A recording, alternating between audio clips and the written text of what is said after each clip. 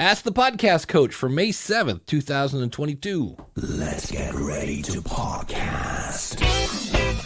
There it is. It's that music that means, hey, it's Saturday morning. It's time for Ask the Podcast Coach, where you get your podcast questions answered live. I'm Dave Jackson from the School of Podcasting.com, and joining me right there, we called ahead and said, hey, let's wear green tomorrow. And that is the one and only Jim Collison from theaverageguy.tv. Jim, how's it going, buddy? Greetings, Dave. Happy Saturday morning to you. I think it's what happens when you hang out with people for a long period of time. You just start wearing the same colors. So, of all the shirts we could have worn, and, we did it. We matched. Good job. There we go. And you sound like you're still maybe battling a smidge of a cold? No, the cold's over. I was done probably by Tuesday, but the congestion's hanging on. So still a little bit of the Barry White. By the end of the show, it'll be fine. And of course, one way to fix your throat is to, of course, grab the pitcher, and there we go. And that lovely coffee pour is brought to you by our good friend Mark over at podcastbranding.co. I was uploading my logo to Podcast Movement. Yesterday was the last day to apply to be a speaker, and every time I upload my logo to anything, I go, man, I'm glad I did that. And if you need a logo, if you need a website, if you need a lead magnet, anything that you are putting in front of people and you want to look good, Podcast Branding is the place you want to go. Mark is not only an award-winning graphic artist, he is a podcaster.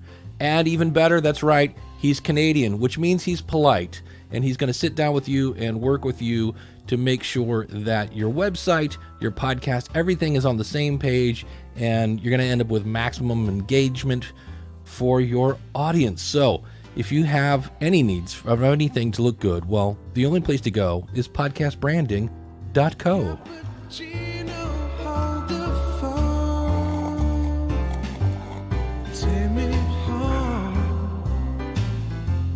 Trying some new coffee this morning. New coffee? The island coffee that I normally have. Somebody had sent me another thing of coffee that I'm trying out. So super good from Mexico. Big thanks to our friend Dan Lefebvre over there, based on a true story podcast. If you're looking for a podcast that really kind of looks at media, TV shows, movies, such like that, and then digs in with a guest to see what if they say it's based on a true story, you have to ask the question, was it? So Dan covers those, and of course he's been a big sponsor here for a long time, Dan, and thanks for the mug. This thing continues just to be a champ. And thanks for the sponsorship, based on a true story podcast.com. And if you are new to the show, you can, if you're watching live, obviously you can throw your question into the chat room. We're at askthepodcastcoach.com/live. And if you have clothes on, that's always kind of really the only thing that we're looking for. Askthepodcastcoach.com/join will jump you right in. And it just dawned on me, I have a bad habit of doing this. I set up a Twitter space and then I don't start it. So I am now starting. And we're coming, Twitter. We're coming. Yeah. We'll be there. Well, and you have to remember too that when you do a Twitter space, when you first launch it, for whatever reason, it mutes your microphone. So as I look at it, it said mic is on and now mic is off. So I will keep my eye on Twitter Spaces. Which I like, by the way, because nobody likes it when somebody comes into a space blaring, like they're talking to somebody else or whatever. You see, we saw that probably more often in the work world during the pandemic. And you'd be like, mute your mic. So muting by default is probably a smart idea. Yeah. From Livestream Universe, do you guys share video versions of your podcast to Spotify? Great question. Do you plan to or recommend if others? To me, Spotify is trying to be YouTube in a nutshell. And it's a case of more time. If I had more time, I would, because that means I've got to set up an Anchor account, because that's the only way you can get video into Spotify is to be on Anchor. So if I'm on Libsyn or insert media host here, you can't get that video into Spotify. You have to do it through Anchor. And I actually just was listening to Podcasting 2.0 and I had not heard of this, but someone was deplatformed on Anchor for their content. And I was like, oh, that's another reason to not like Anchor. So I guess if you have the time, but to me, if I have, if I'm short on time, it's so a no-brainer. YouTube or Spotify is kind of like, yeah, well, one has 8 gazillion people watching every second, and the other one is got 4. Like, So, but if I had the time, I mean, you've already got the video. It's free, so there's that to it. So I guess for me, I just need to go set up yet another Anchor account. I wish there was a way you could have multiple shows under one login, but I would probably need to go make another Gmail account or something to do that. So, Jim, your thoughts? You going to be uploading anything from Gallup over there? I know you guys have videos. No, not Gallup yet. That's a good question. I always think of this in terms of Home Gadget Geeks, but right. Have been uploading. I guess I always try things on my own, Home Gadget Geeks first, and then take it to Gallup if I think it works. I already had a Anchor account and was putting Home Gadget Geeks there. So, we got that note that said, hey, if you want to do video, here's how you do it. And it's super easy to do. Why wouldn't you? Yeah. If you had it, don't make it. I don't know if I'd start doing video just to upload it to Spotify. That's not one of those things we get that question, or I see that question a lot. Like, hey, I have this audio podcast. Should I make a video so I can upload it to YouTube? Well, I don't know. I mean, it kind of depends, I guess, what kind of video you're going to upload and how much time you're going to spend editing that video. So I wouldn't make one just to do it. But if you've got it, I've been uploading. I was just trying to log into the stats to see if I could see how it's doing over there. So, but yeah, why not? If it's available. Yeah, it's one of those like, well, it's free and there's going to be somebody looking at it. That's going to be the question. So I need to upload this show over there or something like that, just to see what kind of traction you're getting over there. We know it's Spotify. I'm a big Spotify music lover. I love them for music, but you'll hear in Monday's show, one of the things you can do on Spotify, it's kind of nifty, is you can make a playlist of whatever your top 5 episodes and embed that player on your website. I was like, oh, that's kind of cool. And so that's one way I use Spotify. But for the most part, most of my shows don't get any traction on Spotify. The Podcast Rodeo show does, maybe because it's short, but this show gets, a few people, and then some people, but the School of Podcasting gets almost nothing. And Gramps is jumping into to the video. So awesome. Here he comes, everybody. It's Gramps. How are you, buddy? And you're muted for the record there. You got to click that little button, and there he goes. Everybody. How are you, man? I'm doing well. How's the world treating you? Good. From the show Gramps Just Makes Up. That's it. Oh, we're getting some. Do you have any headphones you could put on by any chance? I'm sorry?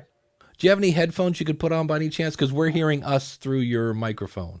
And my apologies. Yes, I will do that. But I will mute myself and let you gentlemen, continue your wisdom. Yeah, thanks. Yeah, all of a sudden I heard me, and I was like, wait, what? So that's always fun. But, so I'll be interested to see, because once again, Spotify has announced something. Now how funny would that be if I went over to upload video and I couldn't? Like, oh yeah, we announced it, but we haven't done it yet. So I know that's no. I think you're okay. It's actually, and it's really easy to do. Like you don't need to enable anything. You just go in. There's a setting, upload it, do it. I'm having a hard time telling the difference between my audio only and my video downloads and their stats. It's just as I'm looking at it. So you would probably almost have to do what Todd Cochran does with his show, where he has new media show and then in parentheses audio, new media show, video. So maybe at the end of your title you put video, which might be good for the audience, because if you're mixing both audio and video, maybe they don't want to download a video file and take up all the room on their phone. Is it streaming it? Is it really downloading it, or is it just streaming it? I would think. Yeah, I don't know. That's true. No, there is a download button in Spotify. Okay.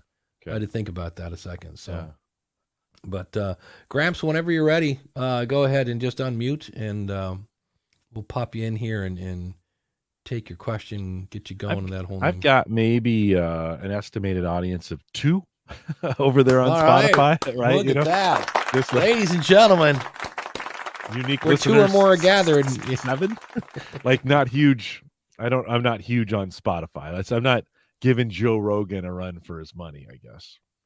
And Andreas says, when it comes to Spotify, it's just fine in Latin America since we're not used to Apple Podcasts at the whole podcast platforms, like the podcast culture in the U.S. And there you go. Yeah, I know, I want to say iVoox or something Voox. There's some really popular app for Spanish speaking that just crushes it.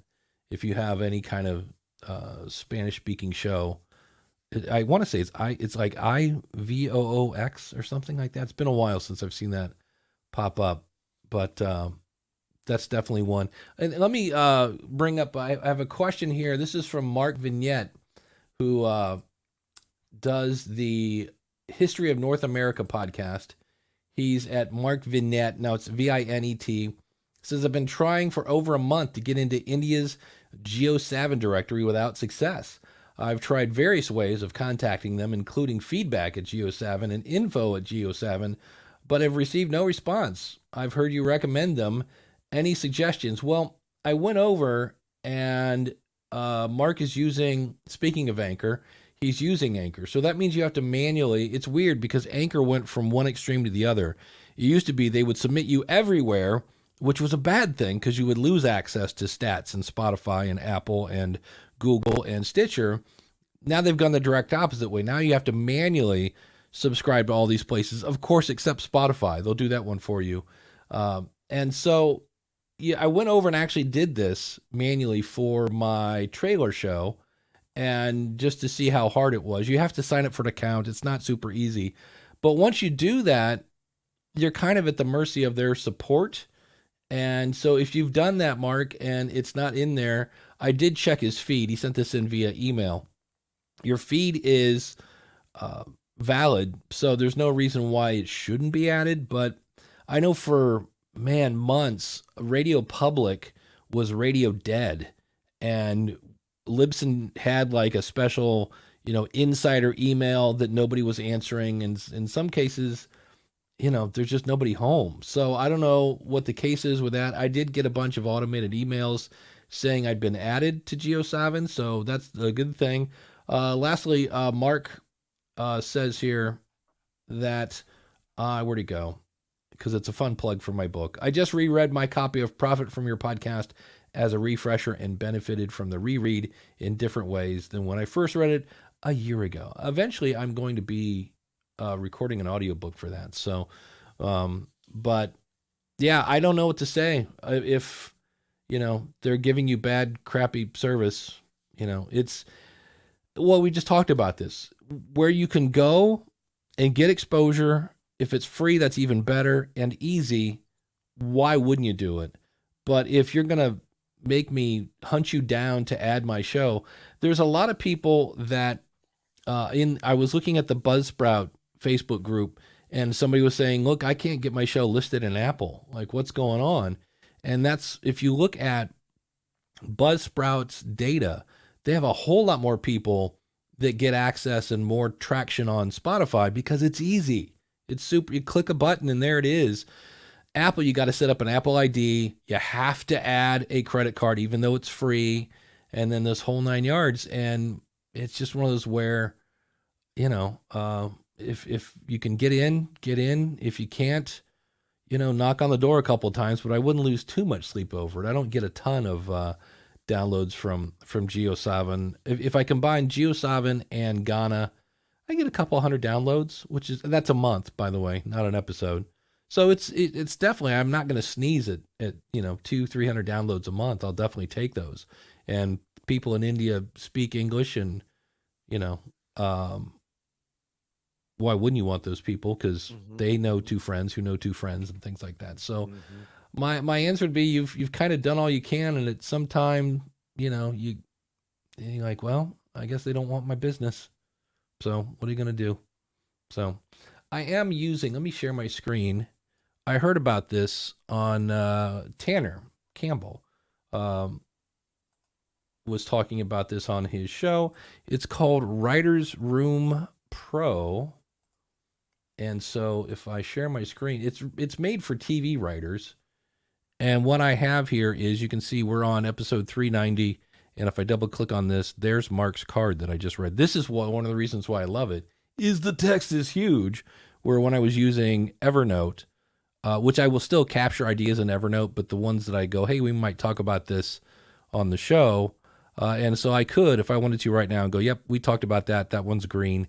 And at the end of this, I can highlight all the green stuff and say download it and put it into the show notes, which is pretty cool. And then right now we're looking at a board. So it's a little bit like Trello. And I could actually drag this and drop it onto, I thought, 390. It's a little tough. Yeah, maybe not. But it's interesting. And plus right now it's really cheap. I want to say it's $5-10, something like that. But it's a fun way. And if you wanted to, you could have a team in here. But if you want, you can look at the seasons, so I could see all my different episodes here. Like I say, it's meant for like writers of TV shows. And so like down here, you could have character development. And so these could be sponsors or guests. So I'm just playing with it at this point, but I was like, is Pinky and the Wiz in there yet? Do we have a Pinky? Sorry, Pinky and the Wiz. I always want to call him Pinky. I don't know why. Pinky and the Wiz. Do they have their own spot in that? Not yet, man. Here we go. From Neil. One last thought on the India thing. America has 316 million English speakers. India has 280 million. Yeah, that's why I always, when people are like, Ghana, like, that's in India. And I'm like, yeah, and they speak English, so go to town. So, yeah.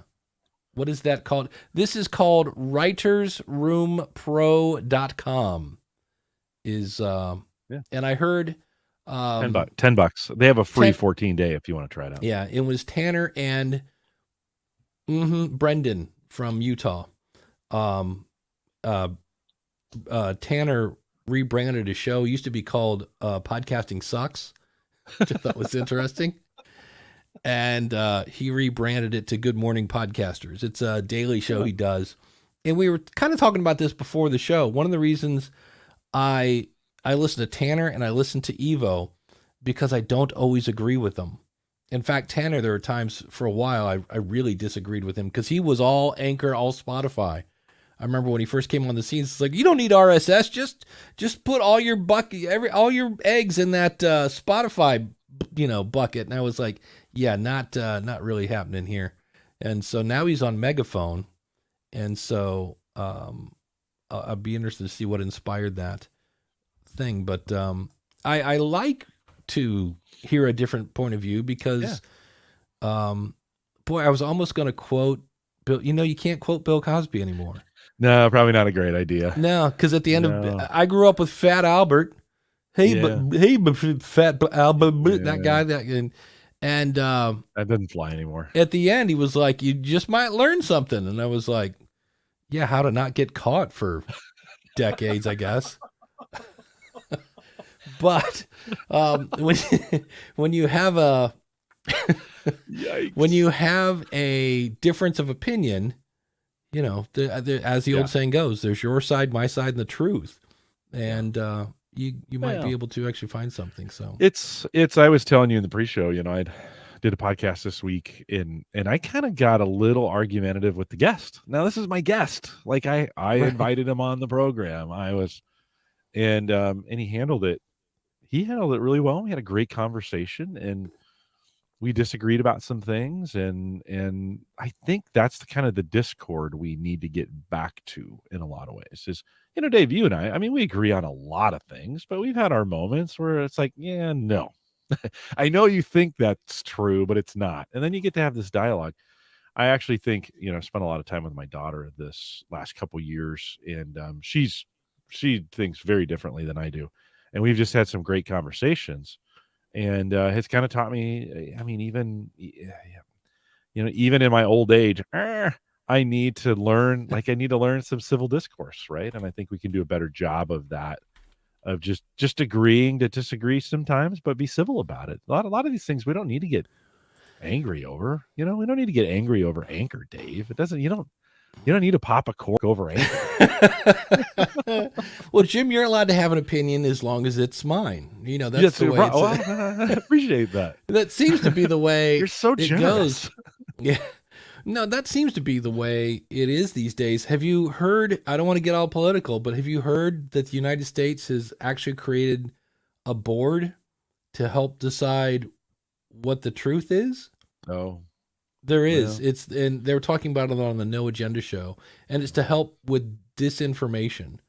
And I was like, I get that, but when they said it was an old man behind a curtain, well, holy cow, look at that.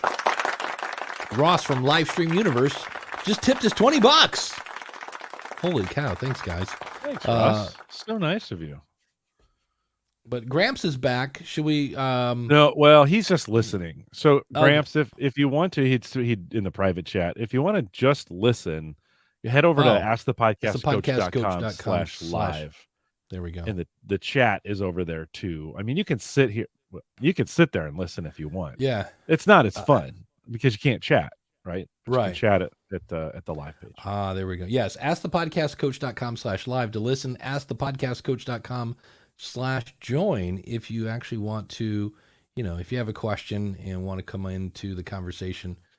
We would love to have you. Our only criteria, again, is we do prefer that you have clothes on, because it is a prefer video though. thing. It's just a preference. It's okay.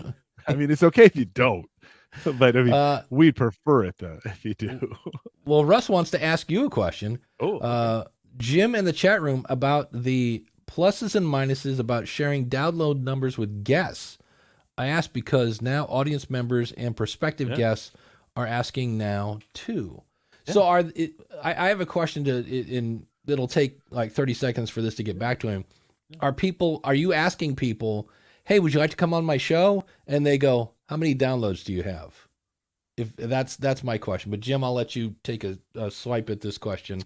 Yeah, it's one of the first things I say when I'm inviting a guest on, if I feel like it's important, is to say, hey, I want to let you know, here's our audience demographics. Here's about how many we do in these spaces.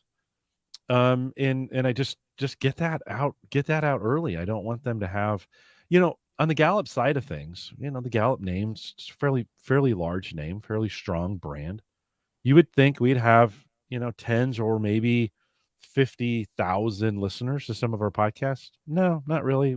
Generally 2,000 or 3,000 is what we get on a download basis. We've had some videos, you get some videos that do more than others, whatever. And I always tell folks, it's about a 5,000 or 6,000 person audience that we have with all the different things that we do. Home Gadget Geeks, much more like 500, right? And I want to be, Dave, I want to be as truthful as I can up front with people, so I don't set an expectation.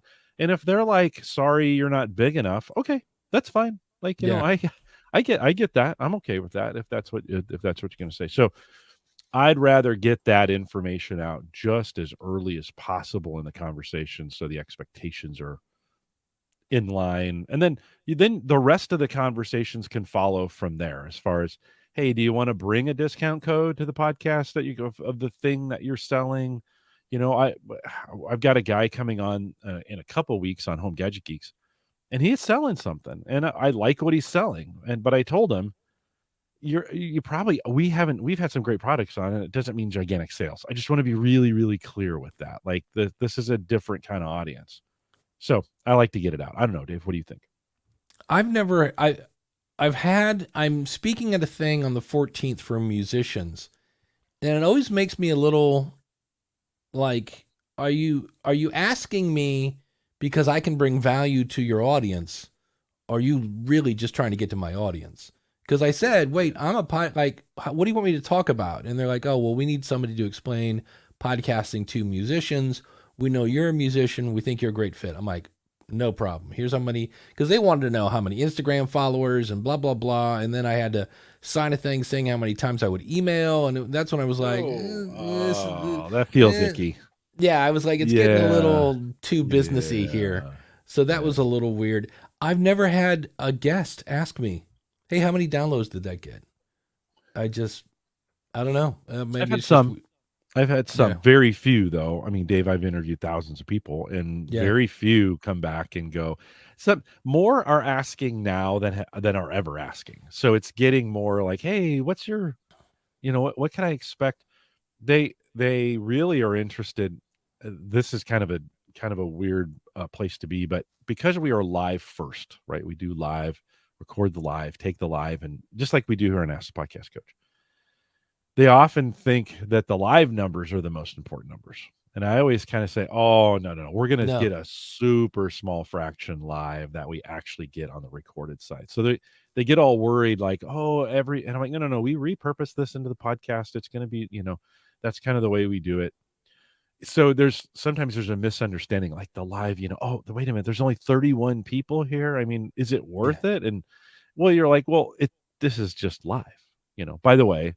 I only see one like, and Dave and I only podcast for likes. So go ahead and smash that button while you're, so get that. And DR is asking, so if you're brand new, and even if you're not new and your numbers are not super duper great, how do you kind of paint that for the guest?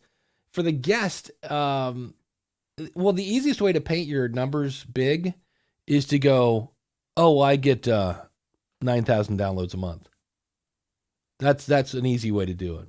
And then don't tell them, by the way, I only publish 4 episodes a month. So for me, about 65% of my downloads are from my back catalog, have nothing to do with the current month. So when anybody ever quotes monthly stats to you, those are bogus. They're not bogus. They're just not, it's like Jim said, they're misleading. Because you go, wait, if I said 10,000 downloads, you're like, man, that guy's getting 2,500 downloads an episode. No, I'm not. I'm getting whatever, maybe 800 if I'm lucky, and then the other ones are my back catalog. So that's, so I've never really had to deal with that. If somebody really, really like hammers me for download numbers before I'm a guest or something like that, or if they're a guest, I'll tell anybody what my download numbers are. I am not of that ilk where people are like, oh, but what if they think you get 10,000 downloads an episode and you only get 2? Well, then they're going to learn something. That, it's, for me, it's never been about my goal is not advertising.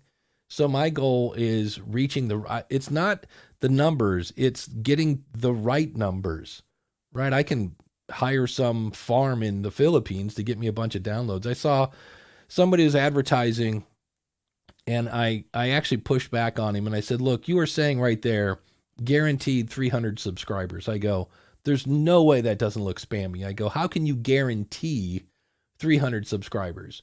And he was like, no, it doesn't say that. And I'm like, you need to go back and look at your copy. It was one of those things where you can read it both ways kind of thing. And I was just like, yeah, because I'm like, you can't guarantee that in any way. But we do have somebody raising their hand in Twitter Spaces. So let me turn up the phone and see if I can remember how to bring Josh up on. Oh, you know what? He's not requesting. He's just got a blue check mark. Oh. I'm so not used to Twitter but yeah. No worries. And Tom Webster is listening on Twitter Spaces. Hey, Tom. The world wants to know, Tom Webster, when will you reveal? What the heck are you up to? He's leaving Edison Research after like 4,000 years. He's been there forever. It should be called Tom Webster Research, and he's leaving. I was like, maybe that's what he's going to start. Is Webster? That's Research it. That's it. It's a strong last name. It's a strong last name. It is. It's almost like like somebody should start a dictionary or something like that. What are those? Dictionary? Yeah. What's dictionary? What's a dictionary? Steven was asking, what are our thoughts on? And I'd have to scroll way back to get to this question. But what's your idea of text to speech for content creation? And unless it's changed, I am not the world's most accurate typer. But if I have to talk like this for the text to speech to type, forget it. I can type faster than that.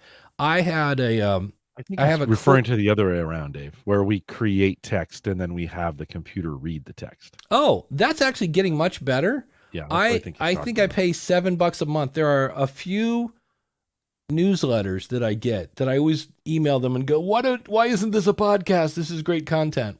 And it's literally, thousands of words. And I wish I could remember the name of it, but I copy and paste their newsletter into a box of this service. It converts it to, some sort of HAL robot voice that makes it sound. Yeah. Today's It's getting newsletter. better. And it's getting better. much better than it was even like 2-3 yeah. years ago, Yeah. to the point where only on occasion does it do something that like, wow, that was a question and it didn't sound like a question at all. Catch it. But most of the time it does. And you can even go into this software and say, how long do you want it to pause after a period? And how long do you want it to pause when it gets to a new paragraph? And so I copy and paste this newsletter. So this newsletter is bringing me value because I go to the newsletter, I copy it, I paste it into this box. I have to remember I have to remember the website because I do this maybe once a month. Go to the website, paste it in there, say convert it using this voice, download it, and then I upload it to Overcast so I can listen to it as a podcast. It's a lot of steps to get content, and I'm paying for it. I'm paying for the service to convert it. So it's definitely one of those things. Now, would I take that voice and put it out as a podcast? No, because it still sounds like, for me. Now, if I didn't have a choice and maybe I am Val Kilmer. Have you ever heard Val Kilmer lately? I feel so bad. Val Kilmer had some sort of throat cancer. Val Kilmer was he was the guy that played Jim Morrison in the Doors movie, and he was Iceman, and and he literally talks like this. He's just, and I just go, oh, I hate to see that. But he's now if I'm Val Kilmer, I'll definitely type something up, throw it in that, and say, hey, this is not my real voice, but I have something to say, and here it is. And it's better to listen to this robot voice than my current one. So I could see that, absolutely. Or wouldn't it be great if you could feed samples of your what your voice was into Descript and then have it? There's got to be a way that just take all the. Can we isolate my voice from Top Gun, and then I've not played with that extensively. I know. Except he was kind of a jerk in Top Gun. So yeah, that's true. Do we really want that voice, that stuck up, arrogant? I'm ice, man. Maybe we can find some rom-com he was in the 80s or something. I'm sure he did. He probably did a movie with Sandra Bullock. I mean, everybody did. Most of the audience was like, Top Gun? What was that? Top Gun, yeah. It came out. I think it came out Wednesday, right? 86. No, I know, but the new one. The new one's out. Yeah, I think it's close. That was a pandemic movie that was ready right before the pandemic, and then they've been holding it. Yeah, it's been around for a while. Release time. Yeah. At YouTube, this text to voice technology has been getting more and more popular in YouTube, and I think some folks are using it to get away from a certain accent, right? To get a more to get that kind of Midwestern American accent, which is all those voices do. Now that's not totally true. We're getting better at that, of mimicking the accents of different cultures, of getting that right. But I think that's why some folks are maybe doing it on YouTube. I'm okay with it if the content's good.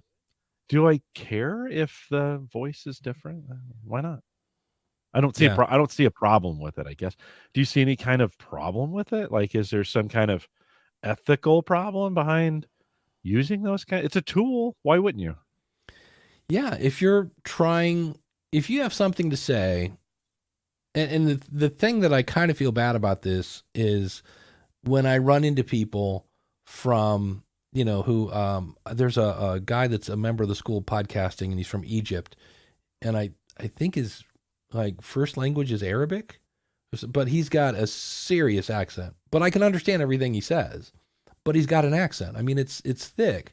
And the thing that I think people that are worried about the accent don't realize is that when you have an accent, after about 30 seconds, it kind of dissolves. I get used to how you say your R's or L's or whatever. And I really don't care anymore. And that's me. But I know a lot of people really like obsess over like, well, how's my English? And you go, well, you have an accent. And they're like, yeah, but I'm trying. And I get the goal is to sound like, whatever, Walter Cronkite, to date myself, or whoever, Joe Newscaster person. So there's a part of me that goes, nah, just be yourself. But if the, what's the word? Uneasiness about your accent stops you from putting out your content, and you want to put it out using, Hal the robot voice that sounds in some cases, maybe what you feel is better than your, okay. Whatever gets your content out, do that, I guess. And just realize there's nothing like, to me, if I have 2 books in my Audible account, one is read by the author and one is read by Joe Schmo, who's read 50 million audiobooks for everybody else, I'm going with the read by the author. I want my stuff, because there's just that emotion and inflection from the writer that drives me nuts when the author doesn't, read their own book. So, by the way, we all have an accent. Like that's the I was reminded of this. A friend of mine was recommending one of my podcasts to a friend of hers, and in the email, and she copied me on the email, and at the end she said, by the way, they're Americans, so you're gonna have to put up with the accent. And you were like, oh yeah, all right, So I think sometimes we as Americans kind of think, well, we've got the base language. Well, okay, that's not really true. And 2, I love your, from a voice standpoint, if you're trying to get past something with it, by all means, use it, I think. But I'm with you. I like to hear I podcasted with a buddy at work who had this very, very beautiful French accent, which I just loved. Someone from France speaking English, I could listen to that all day. Just like, I may not understand some of it, but I can listen to it all day. And so it's beautiful that we have all these different languages and accents around the world. Looks like we got maybe somebody. We do. Someone who can definitely spread some knowledge about different countries and podcasting and accents and things like that. Coming to the Twitter stage, the one and only Tom Webster, everybody. Well, I don't have an accent. You don't? Just so you know. Oh, no, I don't. You're a purist, then, Tom. I see. Yeah, I am the one person who does not have an accent. You're the Midwestern standard, right? The American Midwestern standard by which the rest of the world is judged by. Exactly. Years of schooling has done it.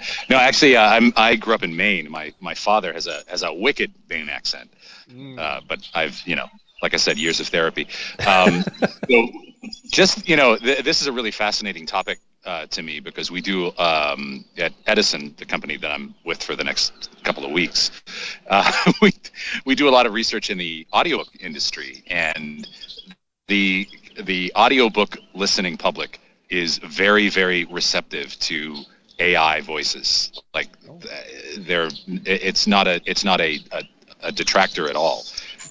And in fact, most audiobook listeners prefer to have their audiobooks read by a professional narrator than the author, believe it or not. That's more true in fiction than it is in nonfiction. And I'm kind of the same way. Like I love fiction audiobooks, and those are the ones that I want to hear read by a pro.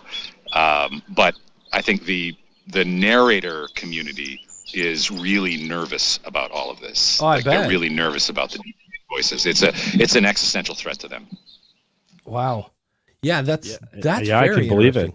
It's a dollars and cents a threat to them too as well, right? I mean, that's voice actors or voiceover professionals get paid a lot for what they do, and if all of a sudden the computer replaces them, that's kind of a big deal. Tom, do you sense with a computer voice, have you guys done any work on if that voice is sped up? Because I listen to all my podcasts at 1.4 or 1.5. Can I get any economies by taking a computer voice and speeding it up and being able to get more content in faster?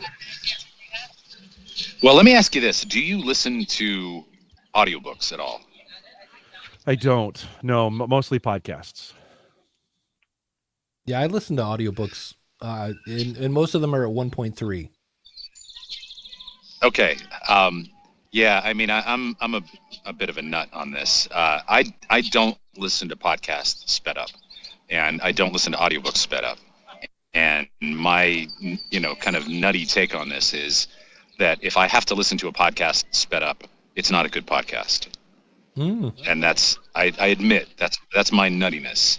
Like when I listen to a great audiobook, a great piece of audio fiction, I don't want to speed it up. It's well executed. It's well narrated. It has some panache, right? And that's kind of what I want to experience, as opposed to like cramming the information into my brain as quickly as I can. And those times when I feel like I want to speed this podcast up, I want to speed it up for a reason. Yeah. And it's probably not a good reason. There you go. And there are, especially now Audible doesn't do this, but I know with Overcast, it cuts out the pauses if you want it to.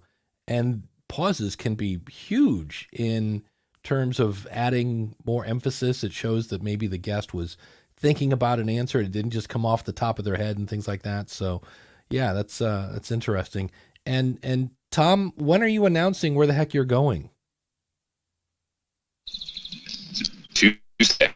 Yeah, Tuesday. You'll find out about it, Dave, because you're a subscriber. You're a subscriber to I Hear Things, and that will be on Tuesday. All right, excellent. And Tom, are you at the park? It sounds great. Like there's birds. I'm outdoors.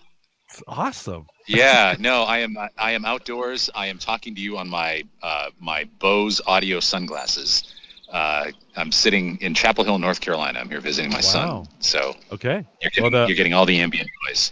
Not a great mic.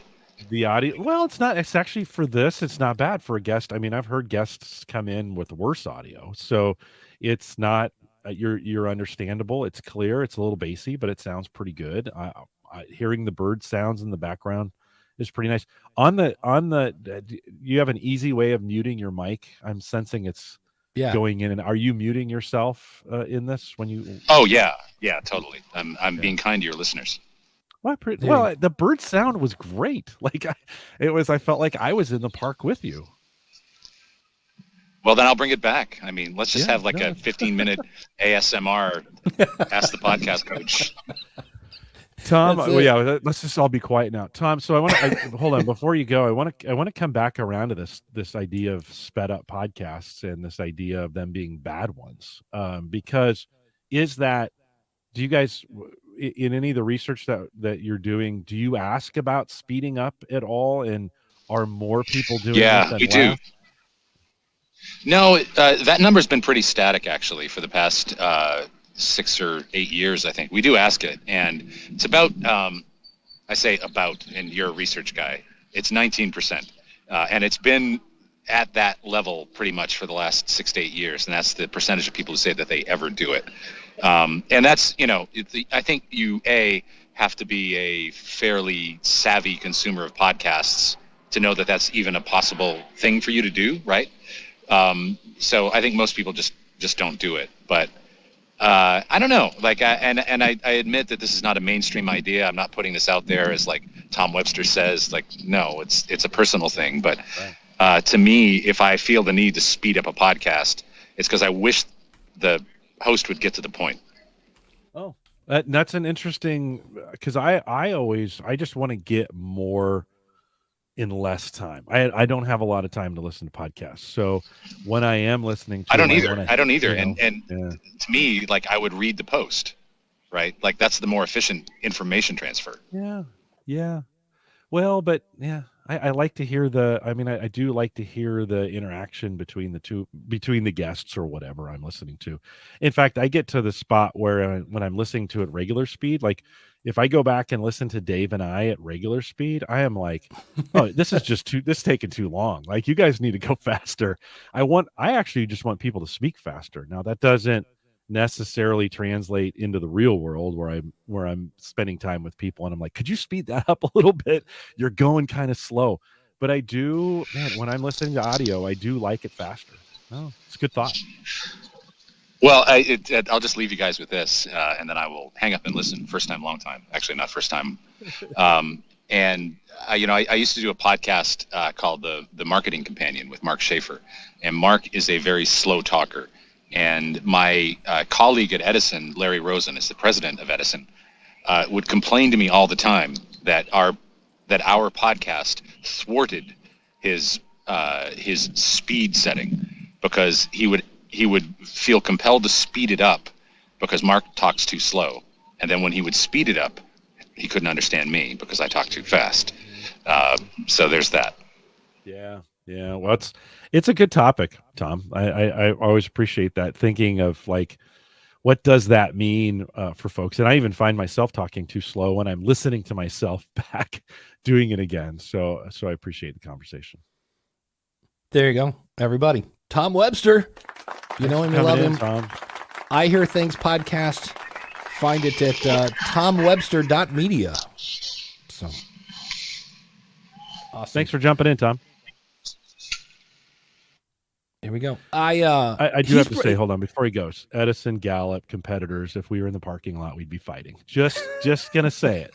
Just going to say it. Well, the other thing is, this has really made me think about this. I listen to a lot of podcasts at like I listen to Todd and Rob at 2x, and I have Castapod set at extreme space removal. Like, it's super fast. And podcasts that I listen to that way, I'm listening for, are they talking about something that I didn't know about?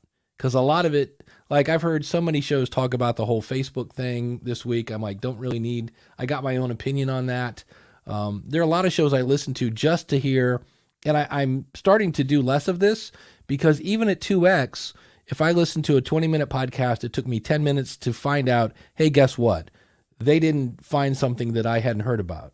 So I just wasted those 10 minutes. Yeah. And after a while, I was like, you know what? I'm just going to trust my audience, because my audience is awesome at sending me an email like, what does this mean? Or did you hear about this or that? So, but it does make me think now, like, why do I listen at faster speeds? Because when I listen to Dr. Colin Gray over at thepodcasthost.com, I forget the name of his actual podcast, but he's got a pretty thick Scottish accent, and I can't speed him up because my brain can't keep up with the accent. So that's well, the good news is you get a choice. Like, if you want it one time, awesome, do it that way. By the way, I hope people don't hear me saying it's better faster. It's my preference.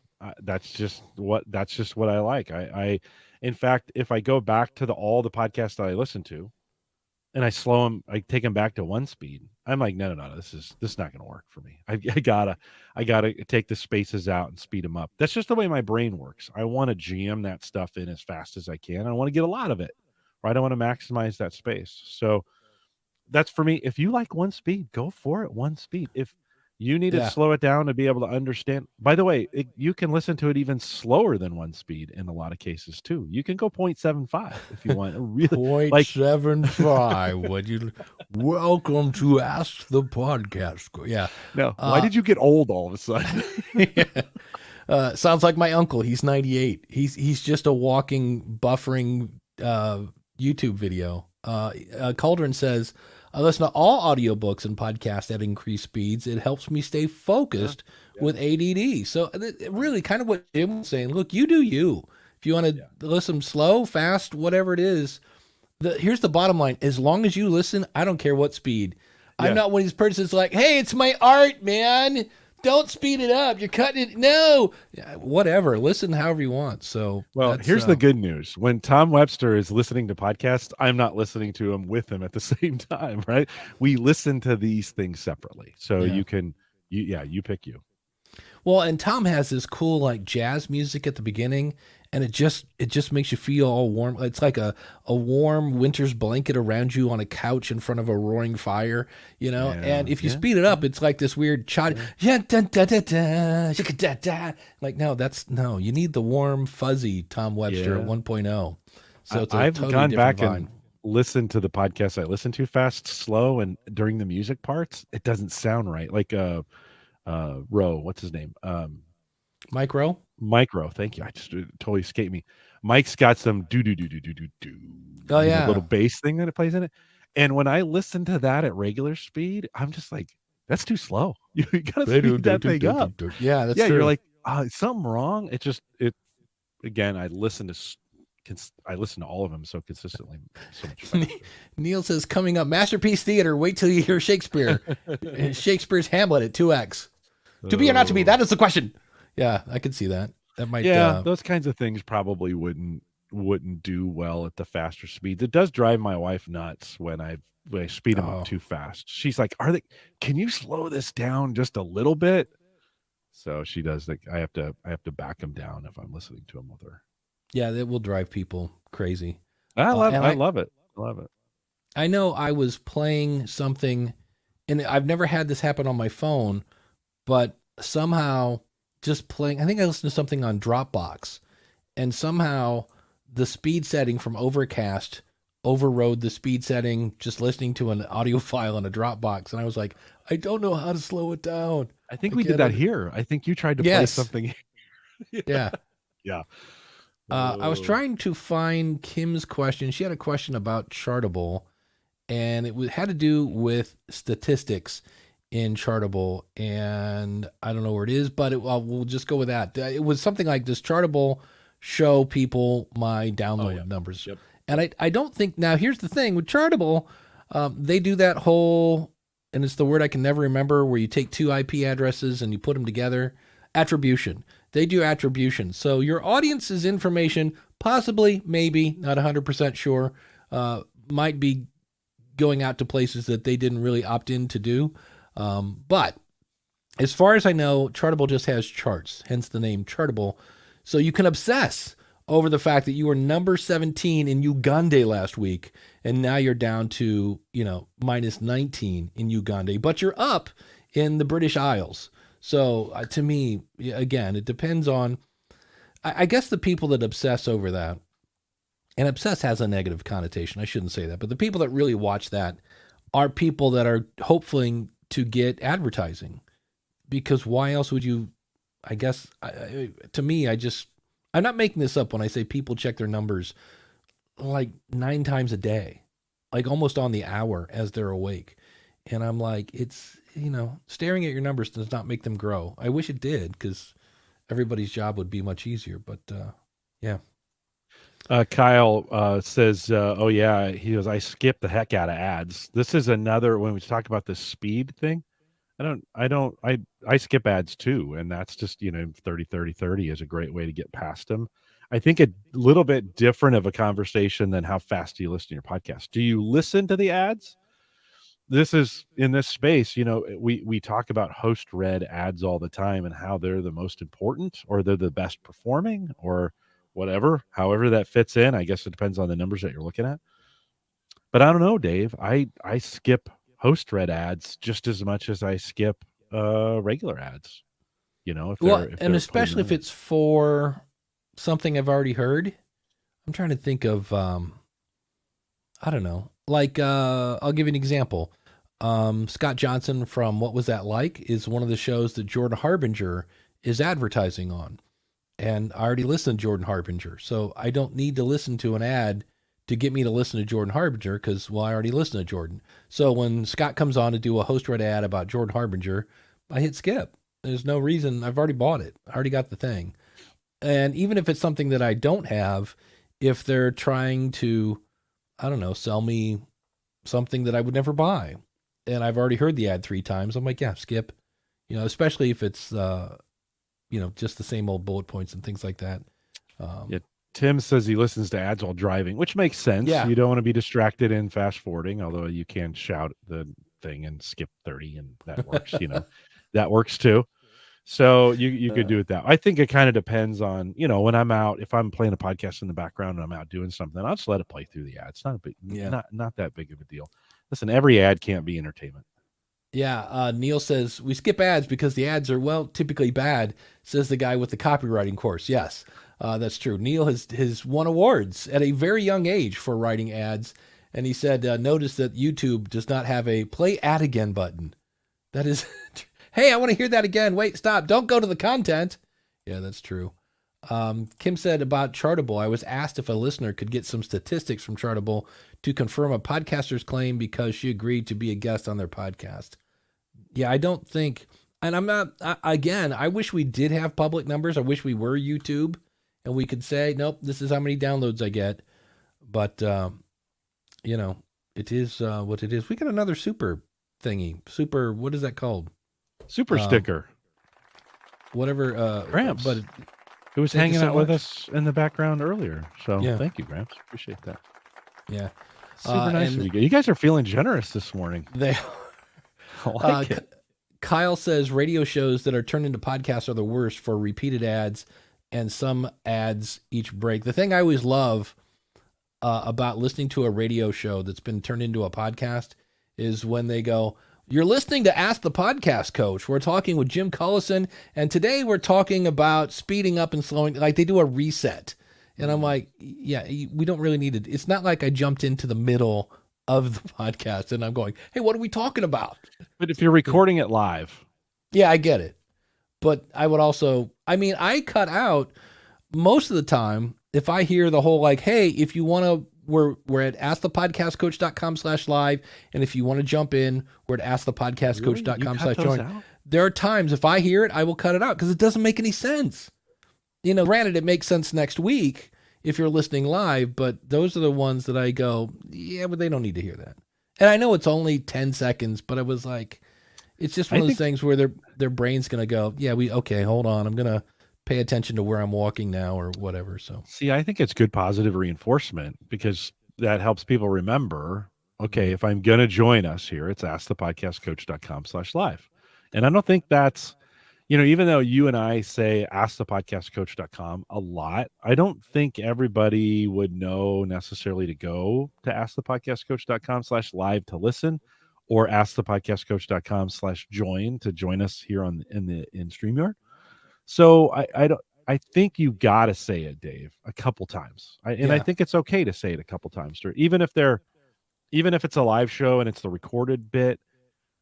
That repetition from a marketing standpoint is really, really important because that they need to hear it multiple times, maybe up to 20 before they go, oh yeah, it's askthepodcastcoach.com/live.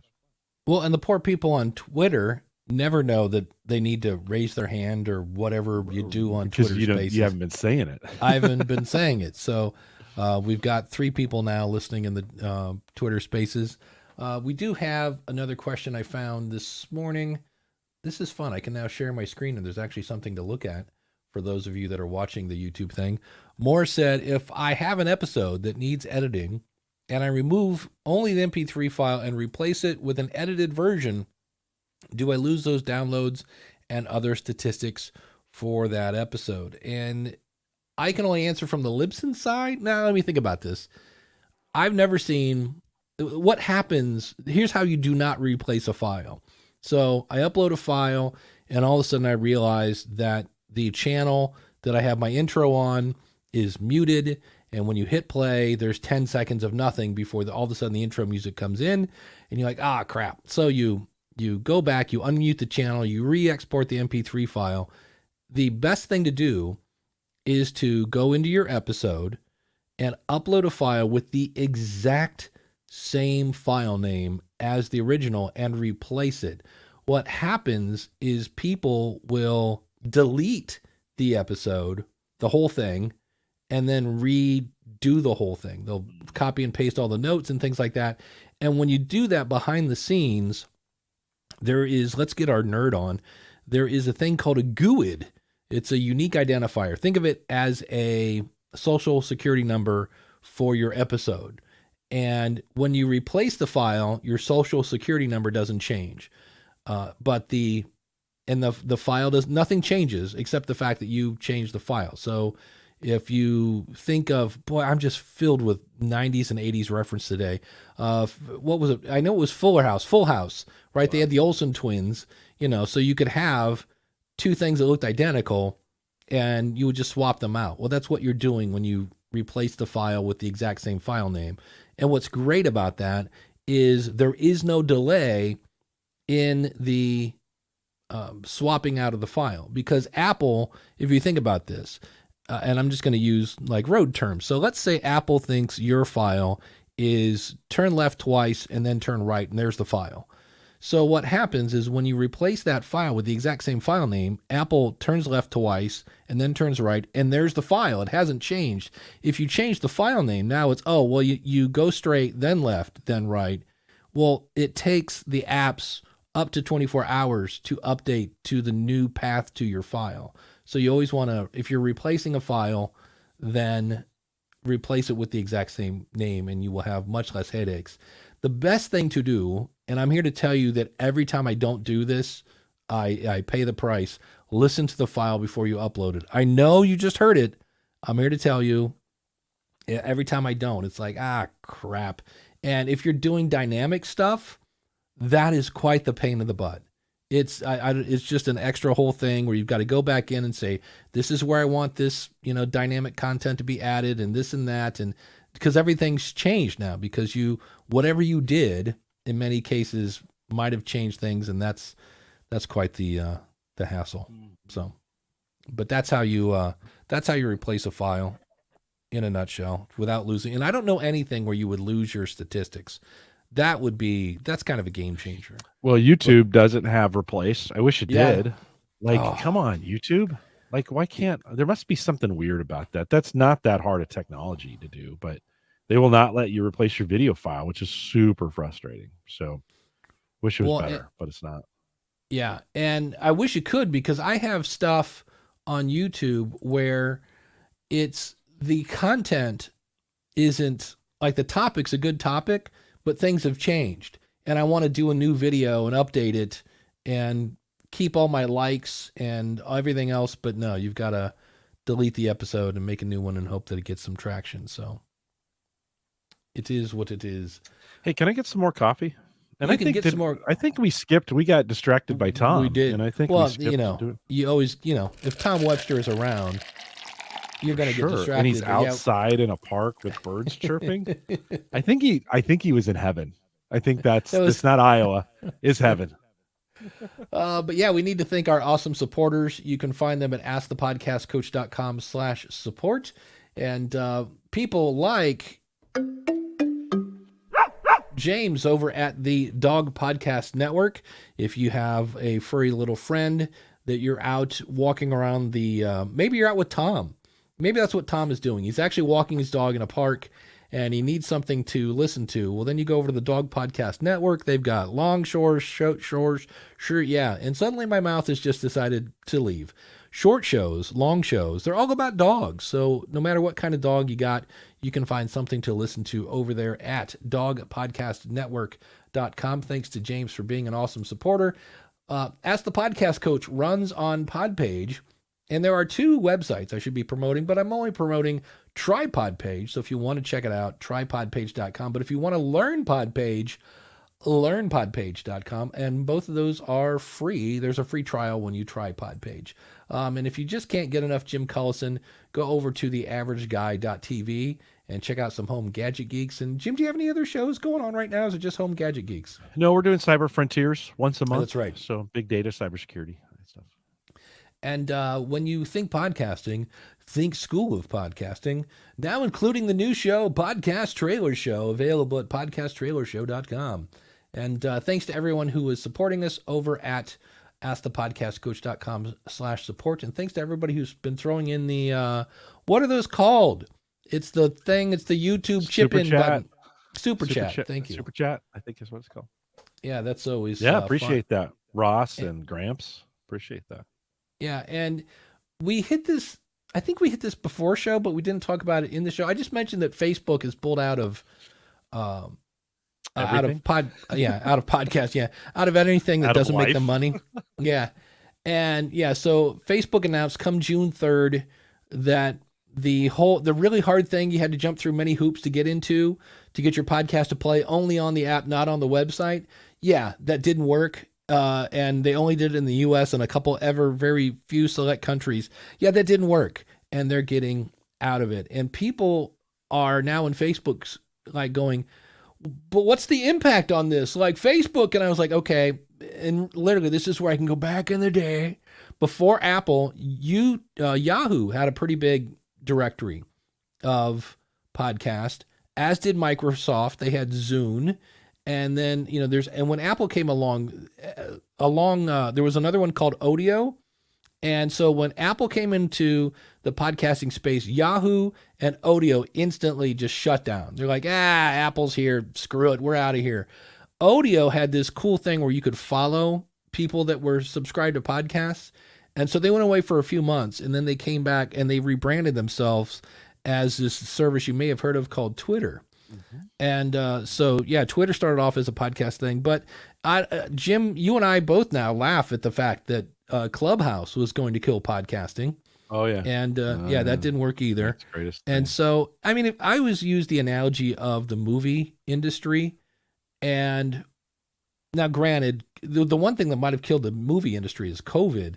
But I remember when you could first, like the VCR and laser discs, and the movie industry was like, yeah, but if we do that, people are going to watch movies at home. And then, there's a clip I have of Matt Damon explaining how he can't do kind of the indie movies he used to do because you would get like almost a second amount of income from DVD sales. And he goes, and those just don't exist anymore. So, but all these different things have not, movies are still around. There are still movie theaters. It's hard for me, like if I'm going to go see Top Gun, I'm going to go see it in a movie theater. It's just not the same on my, even though I have a big screen in the living room, that kind of movie I want to see in a theater. So, podcasting's been dead so many times. It's like a cat, and yet it's never died. No, people just because it's diverse, right? It's got the diversity. Listen, Facebook was like a tree falling in the forest, right? Nobody was there to hear it. So, I'm just not sure it ever went anywhere to begin with. Like, you can't really, it was like, and you're like, well, who is using it? And I know a whole bunch of people, like you said, it took a bunch of hoops to get on it, but I think most people are like, I just stay with where I'm at. So I think it really leaves on a whimper, it's just kind of a poof and it's gone. And so I just, this is a no brainer. This would be like Google saying, we're getting out of podcasts. And you'd be like, okay, well, that makes sense. Like, you guys have been in and out about 8 times. Listen, all that stuff is kind of based on FOMO, right? Nobody wants to jump in. Even Twitter Spaces was a response to the, to the craziness, to the Clubhouse craziness. And they always have unrealistic expectations of what those things can be. They always think, oh yeah, we'll open the doors and millions of people. Well, in some cases, we could have said that about Spotify back in the day when they kind of came on board and started making a run at this stuff. We were like, who's Spotify? Very few actually make it. So you got to just kind of, okay, it makes sense. They were in and now they're out. They'll probably make one more run at this thing before they, in a couple years before they, like I said, Dave, it would not surprise me if Google said, we're out on this thing. Let's just not do this. This is dumb. Well, I mean, and that's something, again, Spotify now kind of has a reputation for announcing things that maybe don't happen. And Google, I remember we all got giddy when Google said, we're going to put podcasting on the front page. We're going to, podcasting is going to be podcasting, Google, and now we're like, well, we don't know who's on the team anymore. And they haven't made any updates to Google Podcasts in a while. And if at the end of the year they said, Google Podcast is going away, which I don't think it is. I mean, it's a fairly... Let's start the rumor, Dave. Let's start it here. Because it'll probably... We've got a pretty good chance that it'll be true. I mean, we don't know anything, but there's a pretty good chance it'll be true, right? Yeah. We could say, we've been saying... Yes, since May, we said it's going to go away. I've always said that thing's going to go away. I still say Facebook is going to go away. I say, before I'm dead, Facebook is going to be like, I remember Facebook and Mark Zuckerhead, whatever his name was. Neil says Facebook killing their podcast. It's going to cost him 0.03 downloads a month. So, yeah. So, but I wouldn't be surprised if because Google doesn't make any money from it. If Facebook wouldn't make any money. The only way Apple makes money is back in the day, they used to, sell iPods. And I guess people are still buying phones to listen to podcasts. I don't know. But no, nobody's buying the phone just to to listen. listen to a podcast. No, It's a little bit I think for Apple, it's a little bit of legacy. They've been in it a long time. They realize they kind of own that space. Like, I think they think people expect them to be there. I think they do it grudgingly, or is it begrudgingly? I think they're not. It's like being disgruntled and gruntled. I think they're pretty disgruntled in this, and they don't really want to, but I don't feel like they can get away from it. So they give it a little bit of time and attention. It spikes in their attention, and how much they give to it from time to time. I don't think they really want to do it. And if they could get out of it, I think they would. it's like when you start dating the hot, crazy girl, right? Like, oh, she's so hot. So you start dating her and they're like, oh man, she's so crazy. I can't leave. She'll kill me. It's like, what are you going to do?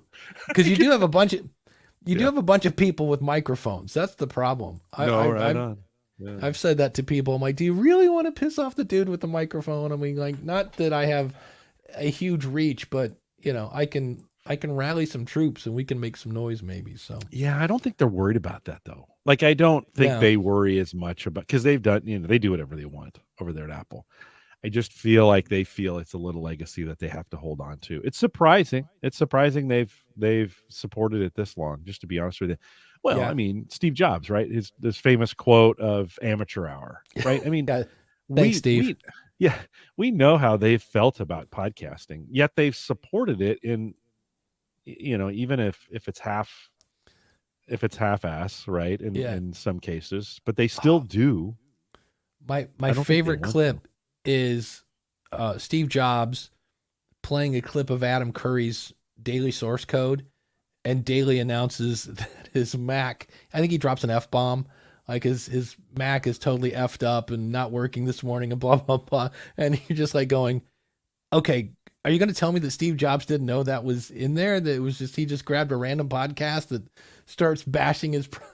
I was like, it's so fun to just kind of go, yeah, that's Adam. Okay, moving on, shall we? So here's another question from, speaking of Facebook, this is where most of these questions come from. Noah says, I'm looking for a way to record 2 different microphones into one track. I have a Blue Snowball and a Yeti. I use Audacity to record, but I'm willing to look at other Such judgment, Dave. I'm willing to look at other programs for recording. Anyone got suggestions? Yes. Lose the Snowball, lose the Yeti, buy 2 Samson Q2Us and a PodTrack P4 and a partridge in a pear tree. I think would make that much easier. I just know 2, it doesn't matter if it's a Blue Yeti or what, 2 USB microphones into a computer. I saw somebody else had the same problem with GarageBand. Yeah. They had 2 Audio-Technica ATR 2100s, and just 2 USBs into any program is just going to give you a headache. And that's where I just go, yeah, that's not, do you have to do it my way? No, but I'm just here to tell you it's a heck of a lot easier when either A, get a focus right and, route your microphones in there. That would do it.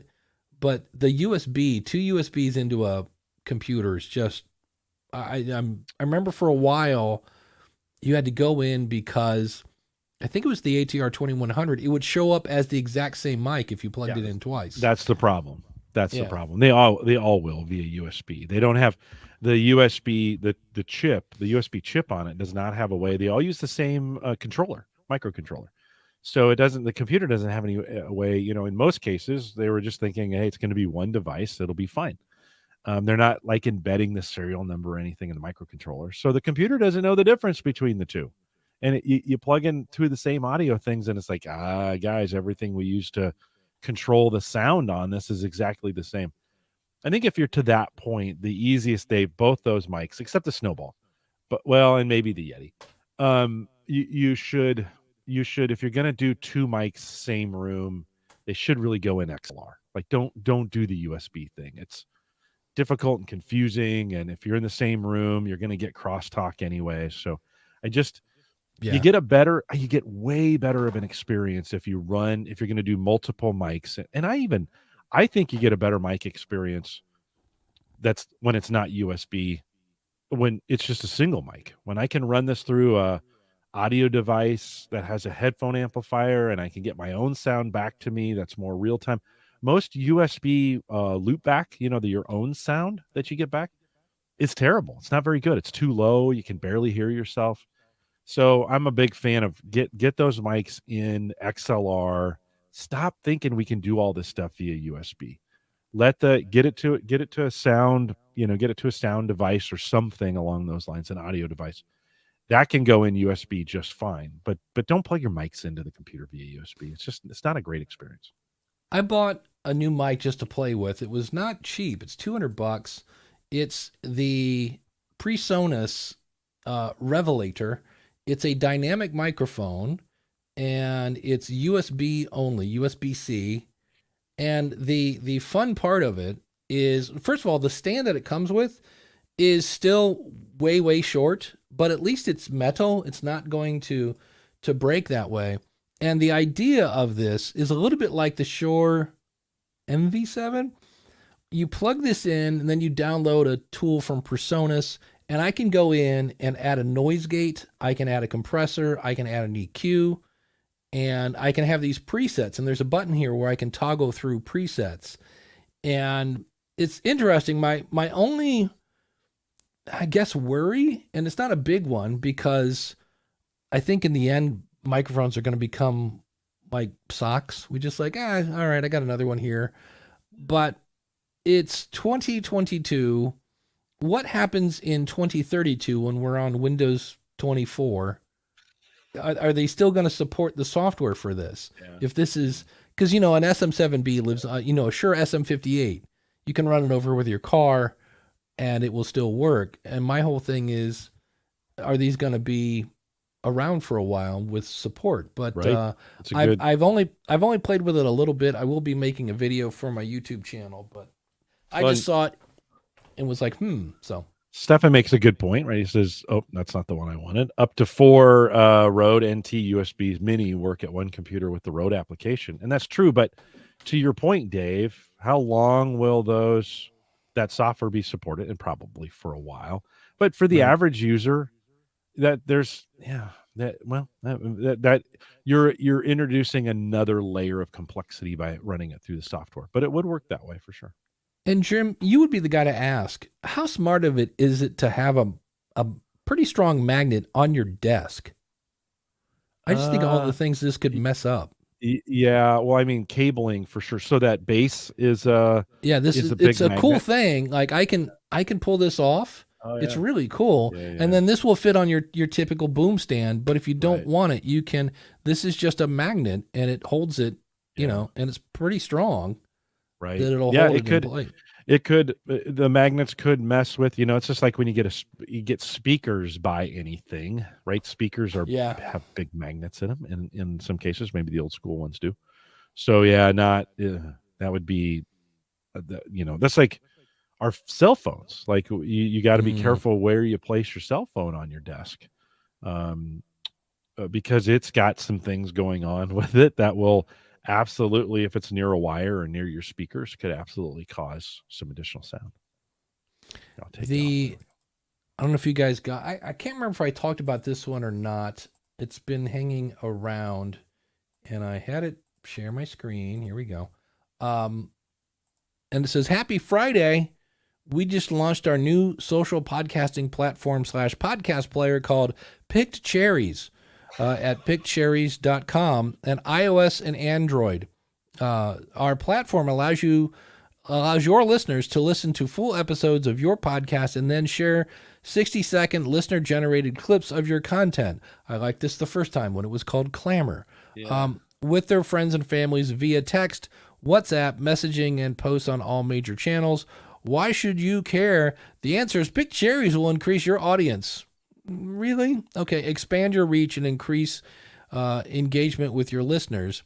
It is 100% free for your listeners and non-exclusive, and will make your old episodes evergreen.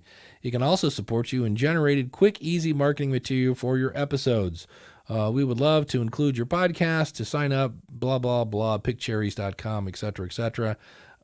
Be sure to mention that you're referred by Jadina.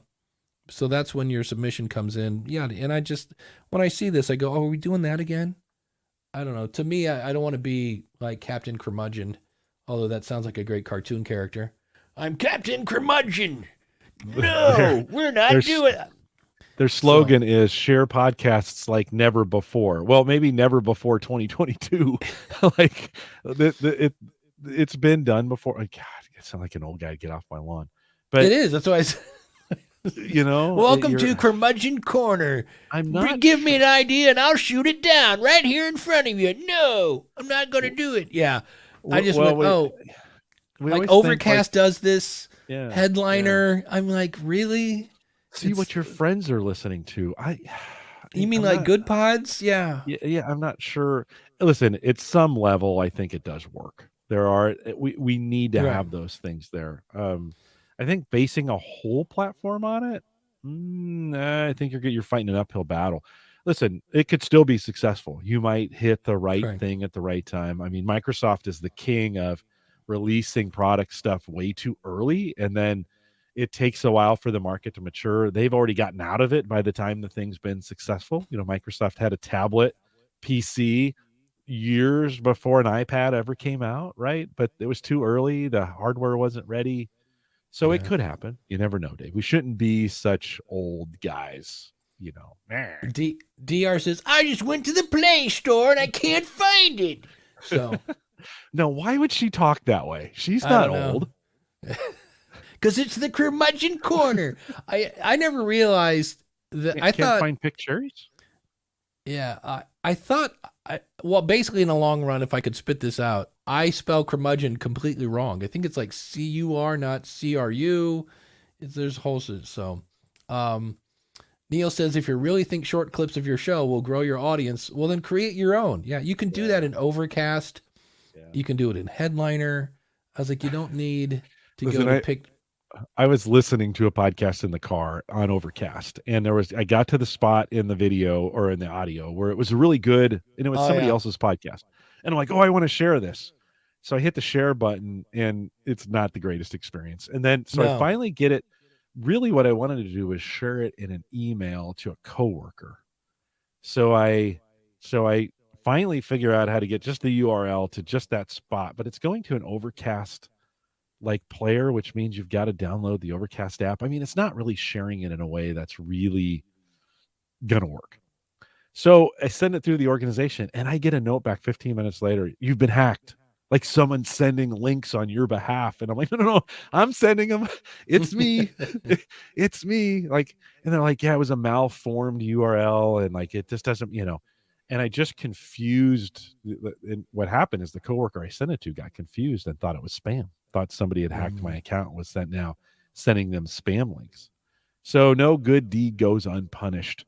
That sharing stuff is sometimes not as easy as you think it is to get it, to get it right to the spot and such. That's what drives me nuts, though, is you hit in Overcast, I'll hear something and I'll say share or create video or whatever it is, create snippet, something. And even if I say at this time spot, it goes back like 15 seconds or what. And you have to go back, and then there's a lot of scrolling, and I'll give them credit. They make the things that you need to click and drag on easy to get, but you're right. It's one of those things. I remember back in the day, there's this thing called Clamor, and you could share stuff into Clamor, then make a clip and then share it out. And the quickest I ever made a Clamor was 1 minute. Now that doesn't sound like a long time, but when you're trying to take an 8-second clip, it seemed like forever. And so, yeah, I'll be interested to see. DR says maybe they can do something with this. Maybe they can do something with it. Right. She says, I use a player, Padurama. That sounds like, remember, man, what's the guy on Saturday Night Live? Padurama. That tells you the most popular episodes specific to Padurama listeners on any given podcast. Are there any other players that do that? Yes. Castbox does that. They show you how many subscribers, which is funny because you'll go over there like, wow, Ask the Podcast Coach has 2 subscribers or 3, but it's only on their platform. And again, it'd be kind of cool if there was some way to come up with some sort of universal bucket to put all your content in. But You can't. You can go into Spotify and see how many followers you have. You can go into Google and see how many subscribers you have. Same thing with Apple. You can see how many listeners, but there's no API yet that you could put in all your login names and passwords and get an overall picture of everybody, because that would be way too useful. Basically. That would be very useful. Why hasn't that been made yet? I think part of it would be if I have to put in my login name and password to Apple, that voids their terms. Oh, because I remember when Chartable was sense. doing that, you used to have to, you could get your rankings or something, but you had to put in your login name and password. And Daniel was the one that pointed out from the Audacity podcast that if you have to put in your login name and password, then you void something in the Apple terms of service or something like that. I don't know why it's so hard. I mean, the United States has done such a great job on a universal healthcare data system of bringing all the health records together. That wasn't very hard. I mean, that's worked great here in the U.S. You know what? Exactly. You know, it's like, God, man, I'm snarky today. What would be nice is if, and they'll never allow this, but if we had some way of exporting your stats out of Apple or out of Spotify or out of that would be in a universal format that you could then put them together, in a way. So some kind of export standard. That'll never happen. Yeah, Tom, sorry. That's it. Get a little snarky. JD Stutter says stutter. Yeah, I can't read either. JD Sutter. I'm sure he's never heard that. In the same way that I've never heard David Jackass and David Jackoff and all the other Jackson. Anyway, meanwhile, back at JD, Pocket Cast has a great share to specific timestamp feature, and it works really well. I'll have to check that out. If I remember right, Pocket Cast is the one that is cross-platform. There's a correct Android version and a iOS version of that works out really, really well. So pretty handy. Jim, what we got 3 minutes. Yeah. This is that weird 3 minute spot. You're like, do I do another question or do we just end the show? Let me see what we got left here. Here we go. From Beedle, Bedle. This probably seems like a very basic question. I'm very new to this podcasting thing. I would like to limit the access to my podcast to a private audience. Is the best approach to not publish and just promote the episode, sharing the episodes on the Buzzsprout link. This was from the Buzzsprout thing. The best thing there, no, because even if you don't promote it, if it's on the internet, Google's going to find it. So you need something like Supercast, Glow.fm. I'm trying to think of some other private stuff. Patreon, duh. Patreon has one. Yeah, because when it's on the internet, Google can still find it.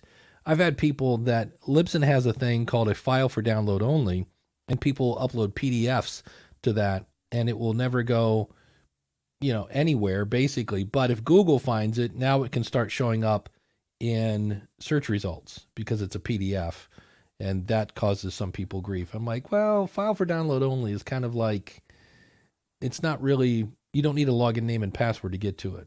When you have something like a Patreon or, all these other ones, that makes it a little more secure. So, but as she said, she's new to this thing. So that's the answer to that. Get the right tool for the right job will get you in the right direction. So now I can ask you, Jim, what's coming up on Home Gadget Geeks this week? Yeah, Paul Breran joins us, catch up a little bit on EV, electric vehicles and some of those things, some conversation around. And I disagree with my guest live. There you go. On the show. So if you want to, it's not uncomfortable. You'll be fine. It's kind of fun. So I'll publish it a little bit later today, homegadgetgeeks.com. Will I need to hug myself or something? Mom and Dad are fighting on the show. He says to me at one point, Jim, I have to disagree with you. And I think he felt really bad about that. I'm like, no, I enjoy this I do this every Saturday morning with Dave Jackson, so I enjoy this thing. Siskel and Ebert was one of my favorite shows growing up. And the whole time I just was like, I just needed to know, does the bald guy like the movie or not? That was it. There was the bald guy and the fat guy. And it was like, I always agreed with the bald guy. Is it manufactured, do you think? Their disagreements, was it manufactured? I don't think so. That's a good question. That's a really good question. I think anything on ESPN now it's like here, Joe, announcer number 1, you hate LeBron, and here we go. Here's your points. Person number 2, you love LeBron, and go. And then they turn on the cameras, and it's great. Sharp. Yeah, yeah, Shannon Sharp, exactly. And what's the other guy's name? Skip. Here you go. You think Michael Jordan is the best. Here's your notes. And Shannon, here you go. You love LeBron. So on the School of Podcasting this week, I'm talking about what makes your show bingeable and some actual strategies. So bring your pen and pencil on how to make your show more bingeable, because there's a lot of things that Netflix is doing that you can do with your podcast. So that is coming out on Monday on the School of Podcasting. So we'll be back next week with another fun episode of Ask the Podcast Coach.